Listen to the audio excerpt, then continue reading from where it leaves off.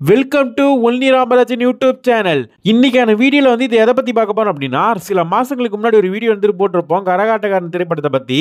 இந்த திரைப்படத்தை பத்தி நம்ம பேசணும்னு சொல்லியிருந்தோம். அதை பத்தி நம்ம இன்னைக்கான டீட்டெயிலா பேசிடலாம்.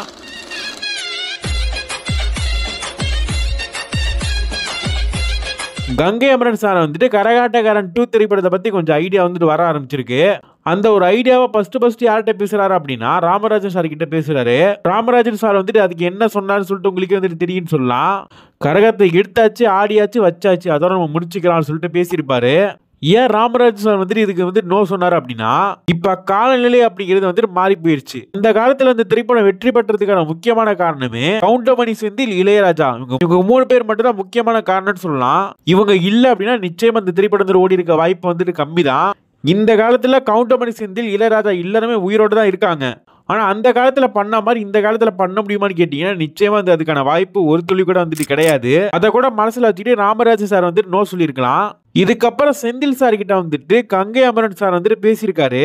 அப்போ வந்துட்டு அதுக்கு வந்து செந்தில் வந்துட்டு என்ன சொல்லியிருப்பார் அப்படின்னா, இந்த திரைப்படம் வெளியாகி 30 வருஷத்துக்கு மேல ஆயிடுச்சுன்னு சொல்றாங்க.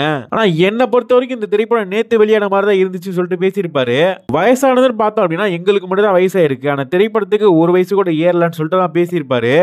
நாங்க நடிச்ச காமெடி ட்ராக்லாம் வந்துட்டு எழுதுனது யார் அப்படின்னா வீரப்பன் அப்படிங்கிறது வந்து எழுதியிருப்பாரு.